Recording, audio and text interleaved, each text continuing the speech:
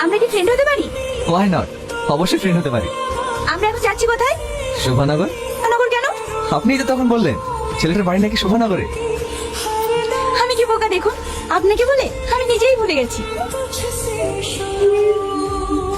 দাদা দুটো ডাব দিয়ে। হ্যাঁ দিচ্ছি।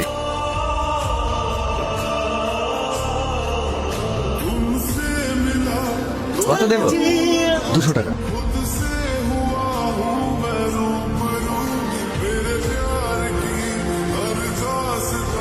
কি হলো? হঠাৎ করে কি হলো? আমি দেখছি। কাকে ফোন করছো? রাহুলকে। ও, আমি তো ভুলেই গেছিলাম তুমি তো অন্যের ভুল। আমি যতই দেখি না কেন লাটাই তো অন্যের হয়। দাঁড়ান ভাই, দাঁড়ান দাঁড়ান দাঁড়ান, আমাদের গাড়িটা খারাপ হয়ে গেছে। আশেপাশে কোনো গ্যারেজ পাওয়া যাবে? না ভাই, এত রাতে এখানে কোনো গ্যারেজ পাবেন না। তাছাড়া এখন সব বন্ধ হয়ে গেছে, ডাকলেও কোনো মিস্ত্রি আসবে না। তাহলে এখানে থাকার মতো কোনো হোটেল পাওয়া যাবে? না না ভাই, এই গ্রামে কোনো থাকার মতো হোটেল পাওয়া যাবে না। তাহলে এখন থাকবো কোথায়? ভাবি, আপনাদের যদি কোনো আপত্তি না থাকে তাহলে আজকের রাতটা এই গরিব ভাইটার বাড়িতে থেকে যায়। তাছাড়া এই জায়গাটা খুবই খারাপ, রাতে কেউ এখানে আসে না। কিন্তু গাড়িটা? আরে ও নিয়ে আপনারা চিন্তা করেন না, কাল সকালেই আমি মিস্ত্রিটাকে সারিয়ে নেবো। ভাবি, হ্যাঁ আসেন আসেন, হ্যাঁ আসেন ভাই আসেন, ভিতরে আসেন। ওই গো, দেখো আমি কাদেরকে নিয়ে এসেছি। তো ঠিক চিনতে পারলাম না। তুমি চিনবা কি করি? ভাইদের বাড়ি কলকাতায়, এখানে গাড়ি খারাপ হয়ে গেছে, তাই আজকে রাতে থাকার লেগে হোটেল খুঁজছিল। এখানে হোটেল কোথায় পাবে? তাই আজকে রাতে থাকার লেগে আমার বাড়িতে নিয়ে আসলাম। খুব ভালো করেছো। আসেন বোন, ভিতরে আসেন। ভাই, নতুন বিয়ে করেছেন নাকি? মানে আমি কিন্তু সেই দেখতে। আসেন ভাই আসেন, ভিতরে আসেন। আসেন ভাই আসেন, তাকে খাওয়া দাওয়া করলেন? সেই কখন খাইছেন তার ঠিক নাই। আসেন ভাই, আমাদের বাড়িতে আপনাদের মতন মাছ মাংস হয় না। সেই গরিব ভাইয়ের বাড়িতে দুটো শাক ভাত খেয়ে দেখেন। না না, কোনো সমস্যা নেই। কি হলো ভাবি, খান? আমি খাবো না। আমি না খাইয়ে দিলেও আবার খেতে চাই না।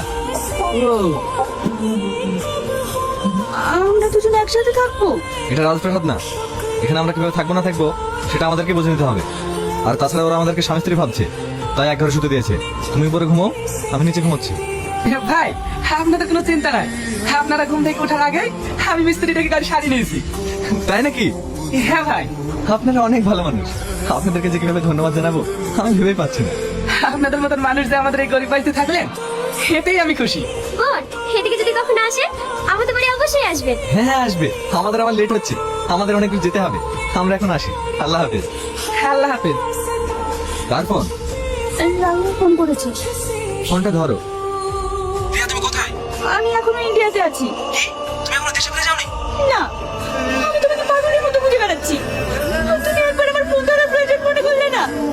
আমি তোমার সঙ্গে দেখা করতে চাই। আচ্ছা ঠিক আছে, আমি আলীনগর ক্যাম্পাসে অপেক্ষা করছি, তুমি ওখানে চলে এসো, ওখানে বসে সব কথা হবে।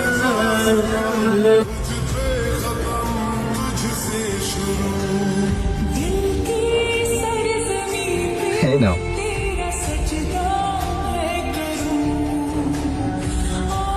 আমি আসছি। তোমাকে আর কোনো ক্ষমতা আমার নেই, কারণ তুমি তো অন্যের। তবে একটা সত্যি কথা বলবো, এই কটা দিন তোমার সঙ্গে থেকে সত্যিকারের ভালোবাসাটা কি সেটা আমি বুঝতে পেরেছি। তবে তোমাকে আমি তোমার ভালোবাসার ঠিকানায় পৌঁছে দিলাম।